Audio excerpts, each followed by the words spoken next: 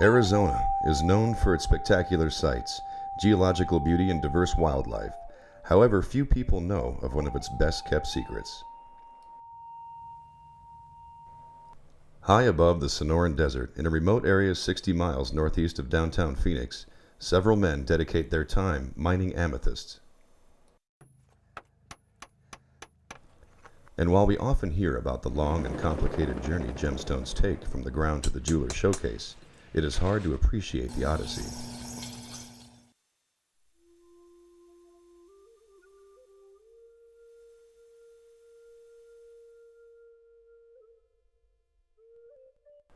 At an altitude of 7,300 feet, the site is extremely remote and difficult to reach. Accessible only by a dangerous and difficult 2.5-hour hike or helicopter, few individuals ever get to see this working mine. Amethyst is the purple variety of quartz, and amethyst gets its purple color from a small amount of impurities of iron and manganese in the crystal, and that's what differentiates it from a clear or a milky colored quartz. Red amethyst is referred to as Siberian grade. It originally denoted where it came from because that's where it was first discovered at. And since then it's been found other locations around the world, but it's usually rare when it is found. The mine was found by the Spanish who came through here in the 1700s. There are some reports that some of the material here was actually shipped to Spain, and the amethyst from this deposit was actually set in the royal crown of Spain and a few other European countries. After the Spanish had been through here, it sat idle for several hundred years when they say that it was, quote, rediscovered in the 1900s by a prospector searching for gold in this area. Since that time, the deposit has been mined sporadically. It was held by Tiffany's in New York at one time. And there was several other small-scale efforts to mine it. About every 10 years or so, people have attempted to commercially mine it. But it wasn't until 4 years ago when we got in here, basically have been pretty steady and getting a steady production out of the deposit for the first time. The original sediments, the sandstone in here, is Precambrian, which is basically formed prior to any life on the planet. It was actually an ancient sea bottom. And these sediments came from a mountain range that formed north of here. And as that mountain eroded, a large amount of that sediment flowed to the north and was eventually cut by the Colorado River, forming the Grand Canyon. And this is some of the sediment that flowed to the south.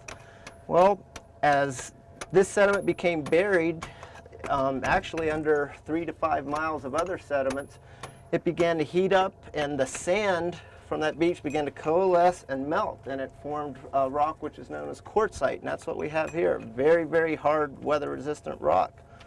Then, due to some local faulting, probably through the volcanic activity that helped supply the minerals for the amethyst, it began to be pushed up to form this mountain range, and it's now pushed up to a height of about 7,600 feet. Due to the remote location up here, we're pretty well limited on what we could use.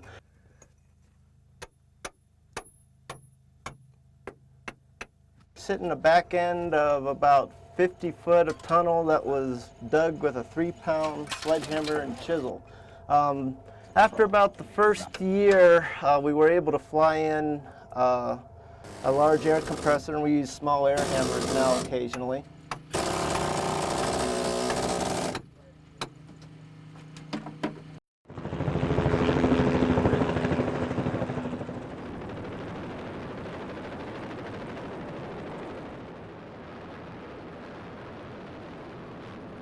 Mining supplies arrive by helicopter as needed, and is always a welcome sight, bringing essentials like food and water.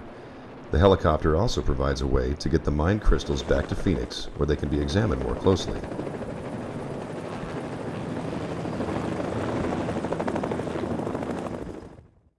Some of the best things about working out here is the solitude, get to be outdoors, doing something you enjoy. The geology and mineralogy is quite interesting.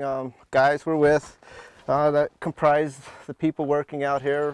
Very resourceful, and it works out pretty good. All get along, known each other for a very long time.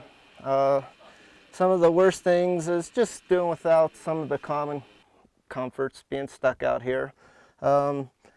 It's interesting getting to set your own hours, but put in long days. Once you're out here, there's nothing else to do but mine. So if you don't enjoy that, you're not going to enjoy it out here at all.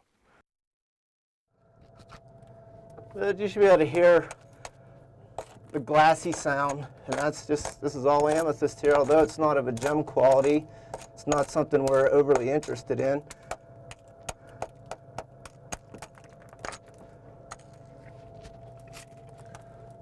Well, this one has a little bit of a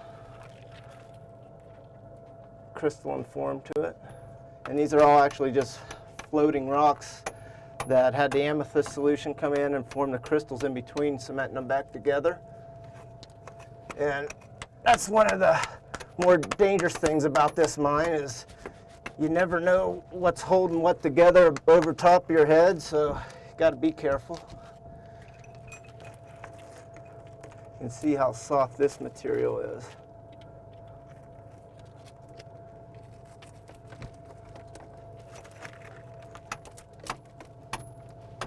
This is all amethyst, and it needs to be cleaned and looked at to see if any of it is gem quality. We don't really grade the amethyst within the mine, but when we find bigger, better crystals, we actually select those and throw those in a bucket just to save us a little time on the outside. The amethyst crystals that are sent to Phoenix are first tumbled and cleaned so they can be evaluated.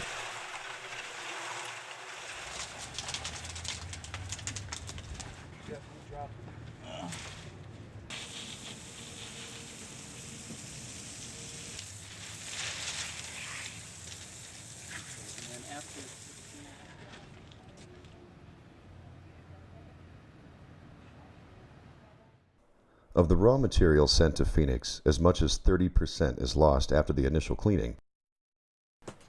Those having good color and faceting potential are hand-picked from the mined rough and shipped to cutting factories in the Far East for the next step, cobbing. After further evaluation, a select few crystals will be cut and polished into faceted gemstones. To put that into perspective, when 1,000 pounds of mine-run amethyst is helicoptered off the mountain, the yield from this is 3,000 to 4,000 carats, or to put it simply, 1 pound of rough from the mountain equals 3 to 4 carats of cut gemstones, or about 1 average ring-sized stone. What's unique about Arizona amethyst is that it is some of the top color in the world. It produces a dark reddish purple color, and the most famous location in the world is Siberia, Russia, and that is no longer mined. But that material was what became known as Siberian amethyst, and that is a dark reddish purple. And our Arizona amethyst actually rivals that color, which is a very unique thing. The cutter is the one who must see the true beauty of the inner stone. He must orient the crystal properly and choose the best shape to highlight the finished gemstone. A fine Four Peaks amethyst of the best color exhibits maximum brilliance and fire. Each cut stone from Arizona Four Peaks Amethyst Mine comes with its own unique certificate of authenticity, guaranteeing the stone is a natural origin and from the Arizona Four Peaks Mine. It's described, the shape, the carat weight, and the measurements are all included on the certificate. The actual size of the deposit here is actually unknown because it is only outcropped as a surface expression, this one small area here between the third and fourth peak. As you get down deeper, it more than likely widens out. We are aware that at this particular spot, good amethyst is found for maybe 300 to 400 foot across the face, and for an elevation thickness, probably 60 to 70 foot, if not more. The few that are found in here that are of top quality are unequaled. They are just as good as they get. And by just going through volumes and volumes of material, the numbers are able to work out to keep the project going. The mining property itself is not accessible to the general public due to federal mining laws. Access is restricted to trained personnel, and we have a lot of rock fall out here, which is very dangerous and has caused several fatalities. We have explosives out here, which must be watched and handled carefully, so we can't be worrying about the general public straying onto the property. Trespassing is not looked upon lightly, and we must protect the public as well as our own investment out here. Although the yield is low and the mining conditions harsh and primitive, the results are some of the finest amethyst in the world, and it is worth all the effort when you see the finished product. Arizona Four Peaks Amethyst.